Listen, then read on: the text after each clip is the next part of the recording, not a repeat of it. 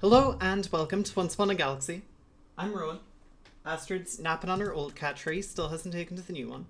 And let's get into it. Right, I really have not liked J Sparrow very much recently, but I suppose we should try it. I can't say I was ever really a believer in this captain. It was always extremely powerful, but it was never really something that I was too fond of. Because the captain is just so feast or famine based on whether you find the specific pieces that allow you to propel yourself into the mid game and then leverage that to get into the end game, and that is generally just doing this. So this will be a great video. We find Huntsman on curve.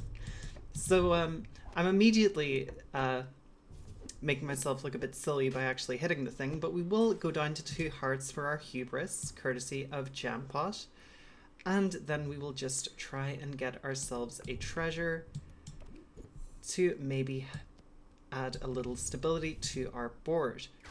We will fade getting attacked by the laser shark out of buttons, but it looks like we will still take a half-heart loss here, courtesy of the foul lich. We will get ourselves the huntsman's axe, and now it's a case of digging for some sort of payoff. Blackbeard's Parrot is a pretty decent payoff, all things considered. It'll be 6/6 slot buffs every time the Puss in Boots hunts. And now we just need to find ourselves another half-decent thing to do. Unfortunately, we kind of just don't find that really, but the Huntsman should hunt and survive the attack from our opponent's board. The Puss in Boots and the Blackbeard Parrot get a bunch of slot buffs, and we will become this little piggy. That will give us a decent bump going into Epic, which is great because there are plenty of good hunters at Epic. At this point, I'm just going to cycle a little bit because I'm not really too keen on taking a common treasure over finding, say, an Achilles or an Orion. Unfortunately, we find neither, and we do end up rotating into a board that is likely to half-heart us, and it does indeed do so. We'll find ourselves a Scar, which it's not fantastic, but it's good enough. We realistically just need some sort of hunter that scales themselves. And while Mr. Fox isn't really what I'm looking for, it's definitely better than a Katamari. Now we do again find ourselves in a bit of a bind where we don't really have any heft up front. Huntsman is just our biggest unit, and I am kind of regretting passing up the Dreamer that we were shown on turn 5. Specifically because it would just be a guaranteed hunter. Now it looks like Mr. Fox is going to carry this fight thanks to all the slot buffs he's carrying, but we really do need to find something with a stat line to pull this board together. The Stinky is a good start, and the Jasmine Dragon will certainly help too. And I think given that, with the Mr. Fox, we'll pick up the Jasmine Dragon and move the Scar to the back row. We will hunt into Jampot's board, and we will hunt once again, getting a hunt for Scar, but no bonus treasures, as we've already stolen every treasure they have available. We'll pick up the Captain Hook. We should have recruited the Katamari to the board. It didn't occur to me that it was just as large as it was. We'll pick up the 2-headed dragon because it is enormous, and we will do the same with the Sparkles. Thanks for the stat bump, Scar. Unfortunately, Button's board is far too big for us to even fight into, courtesy of a whole bunch of rings of power. We'll get ourselves a Sword of Light and Shadow, and hopefully our next opponent isn't quite as daunting. We'll take ourselves a Pandora's box, and now we really just need something to come together over this next turn. We will replace the Mr. Fox with the Apophis, and we will go to combat against Jasperov once again. The Sword of Light and Shadows should be plenty good to scale us up a bit, but it's whether we can compete with Button's board going forward. The Scar will hunt again, the Hook will hunt, the Sword of Light and Shadows will all proc, and we'll get plenty of treasures and plenty of stats across our board.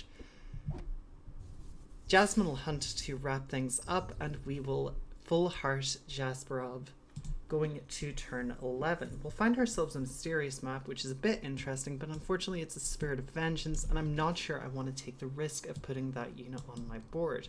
The Apophis has got rather large, so I'm going to move it to the front row, and I think it's time to bring back the Stinky just to be safe. I'm hoping this Hercules gets some decent hunts in, and the Dreamer was again a very tempting prospect, but I think I'm just going to Goldenizer the Stinky as an insurance policy. put the Karma Chameleon in the behind Dex, and go to battle against Konami. I didn't realize there were so many players left in this lobby, so the Hercules will get plenty of time to scale up. The Stinky does punk out the back row summoner. The two-headed dragon hunting the Hercules, and scaling it up to a 3000 or thereabouts. We can probably move Apophis into the back row now, since Hercules is so large, and the Captain Hook is scaling plenty too.